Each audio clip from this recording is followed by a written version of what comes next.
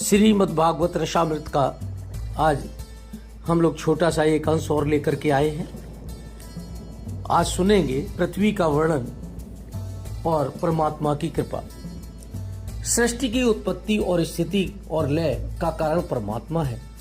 परमात्मा ने सृष्टि की रचना की है। जैसा हम लोग जानते हैं, हमारे सनातन धर्म में कहा गया है कि इस धरती में भगवान है, जल में भगवान है, तेज में भगवान है, अर्थात हमारे कण कण में भगवान बसा हुआ है। ईश्वर सर्वशक्तिमान है। ईश्वर कहीं ऐसा नहीं है कि 7वीं मंजिल पर बैठा हुआ है, आप जहाँ बैठे वहीं ईश्वर बैठे। अरे भाई, प्रत्येक कण कण में ईश्वर है। यह जीव बहुमुखी है।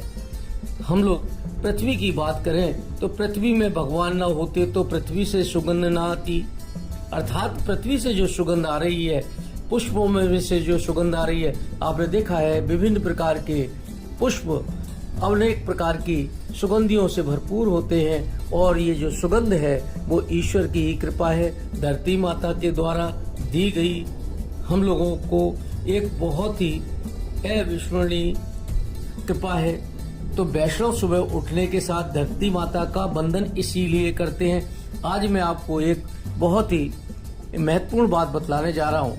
धरती माता सभी का भरण पोषण करती है और जब हम लोग इस पे पांव रखते हैं, पहला सुबह के समय जब हम लोग इस पर धरती माता पर पैर रखते हैं, उससे पहले हम इसका नमन करते हैं। आज मैं आपको एक बहुत महत्वपूर्ण बात बतलाने जा रहा हूँ जो आपने अभी तक शायद नहीं सुनी होगी।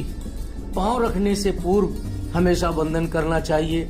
अब आपको देखना क्या है, सुबह दाहिने नथुने से अगर सांस निकलती हो तो धरती माता को वंदन करके बायां पांव धरती पर रखिए और सुबह बाएं नथुने से, यानी आपके नाक जो है ना, 2 छेद है इसमें बाईं तरफ, तो बाएं नथुने से सांस निकलती हो तो दायां पांव धरती पर रखिए। प्रातः काल दोनों नथुनों से अगर सांस निकल रही हो तो धरती माता को वंदन करके दोनों पांव को आप एक साथ रखिए। दोनों नथुनों से समान रूप से जब सांस निकलती हो तो हम लोग कहते हैं सुषुम्ना नाड़ी से ये निकलती है। गोपाल समूह में श्री गोपाल जी का नाम सुषुम्ना मार्ग सचारी कहा गया है। सुषुम्ना नाड़ी चलती है तो आप समझ लीजिए एक विशेष समय है। आप उस समय ईश्वर को आप याद करिए, ध्यान लगाइए, निश्चित रूप से कुछ जप कर सको तो जप करो और ये बहुत ही अच्छा समय होता है। दाएं नथुने से सांस निकलती है तो हम लोग कहते हैं वह सूर्य नाड़ी है और बाएं नथुने से सांस निकलती है तो हम लोग चंद्र नाड़ी कहते हैं। तो पृथ्वी माता को प्रणाम करके जो वैष्णव लोग हैं, सदाचारी लोग हैं, तब पृथ्वी पर पैर रखते हैं। पृथ्वी की सुगंध प्रभु का स्वरूप है। आज मैं आपको एक बात और बतलाता हूँ। हमारे गुजरात में जिस तरह श्री द्वारकानाथ जी विराजमान हैं, उसी तरह दक्षिण में श्री बालाजी महाराज विराजमान हैं। वेंकटेश बालाजी महाराज का स्वरूप श्री द्वारकाधीश जैसा है। वेंकटेश बालाजी महाराज का स्वरूप कैसा है? श्री द्वारकाधीश महाराज जैसा है।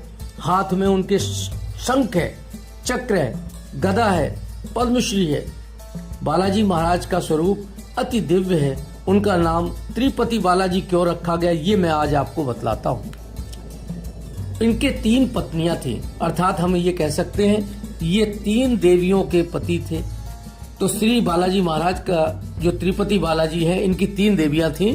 ये महत्वपूर्ण बात है जो आपने सुनी होगी। श्री देवी, लीला देवी, भूदेवी, तीनों के ये पति थे। पति अर्थात स्वामी है, इसी से इनका नाम त्रिपति रखा गया। त्रिपति शब्द का अपभ्रंश तिरुपति हो गया है। इस पृथ्वी के पति परमात्मा श्री कृष्ण है। पृथ्वी सबकी माता है। पृथ्वी में सुगंध स्वरूप परमात्मा विराजमान होते हैं। अब आपको एक एग्जाम्पल बतलाते हैं। रास्ते में अगर आपको कोई गुलाब का बढ़िया सा फूल पड़ा मिल जाए तो क्या आप उस पर लात रख करके आगे निकलेंगे? नहीं, बिल्कुल नहीं निकलेंगे। क्यों? क्योंकि आपको पता है इसके अंदर सुगंध है और बहुत ही रोचक ये पुष्प है, ईश्वर की देन है।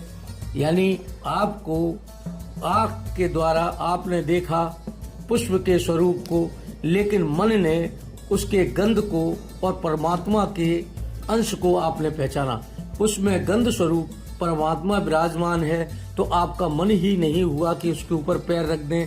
आपने एक लालसा जगा ली कि इसको उठा लिया जाए, और निश्चित रूप से कुछ लोग तो उसको उठा भी लेते हैं। जल में रस स्वरूप परमात्मा की सत्ता विराजती है, इससे पीने से हमें शांति मिलती है। जरा आप सोचो, यदि आपको ईश्वर की प्यास है तो ईश्वर को प्राप्त करने से ही आपको शांति मिलेगी। इसका मैं एग्जाम्पल पानी से देता हूँ। यदि पानी की प्यास है अगर आपको, और कोई कहे कि हम तो आपको 2000-5000 रुपए देते हैं, पानी का क्या है, पानी तो 10 रुपए 20 रुपए की बोतल आती है, आप 5000 ले लो, क्या आपकी प्यास संतुष्ट हो जाएगी? यानी आप तृप्त हो जाएंगे? लेकिन आपको प्यास लगी हुई है तो ये प्यास किससे बुझेगी? जल से ही बुझेगी। आप क्या कहेंगे कि थोड़ा सा जल दे दीजिए। पानी मिलने पर ही प्यास बुझेगी। पानी में जो मिठास है वही परमात्मा श्री कृष्ण का स्वरूप है। एक दूसरा और एग्जाम्पल आपको बतलाते हैं। मेहंदी आपने देखी है, मेहंदी का जो रंग होता है वो हरा होता है, लेकिन जब उसको पीसा जाता है, ये भवसागर है, इसको पार करना है तो कठिनाइयों से गुजरना ही पड़ेगा। तो निश्चित रूप से जब आप उस मेहंदी को सिलबट्टे पर लेकर के पीसते हैं, रगड़ते हैं, बहुत मेहनत लगती है, फिर धीरे धीरे जब उसको हाथों पे लगाया जाता है तो उसका फिर रंग देखिए आप, कितना महत्वपूर्ण रंग, बिल्कुल से लाल। ऐसा लगता है जैसे ईश्वर ने आपके हाथों की सजावट स्वयं की हो। इसका मतलब क्या हो गया? उसके कण कण में परमात्मा विराजमान है, और ये सब किसने दिया? पृथ्वी माता के अंश का ही एक स्वरूप था। आप सभी में भगवान के दर्शन करने की आदत डालिए। इस प्रकार एक दिन आपको अपने भीतर विराजमान परमात्मा के दर्शन होने लगेंगे। आपके भीतर भी क्या है? भगवान है। आपका आनंद आपके भीतर ही है। हमेशा खुश रहने की कोशिश करिए, निगेटिविटी निकालिए, पॉजिटिविटी सोचिए। ईश्वर कहता है मैं हमेशा आपके साथ हूँ। बस उसके लिए अंतरात्मा से आप सोचिए कि मैं आपके साथ हूँ, आपका कोई कुछ नहीं बिगाड़ सकता। परमात्मा के 3 स्वरूप शास्त्र में दर्शाए गए हैं, सत्य, चित्त और आनंद।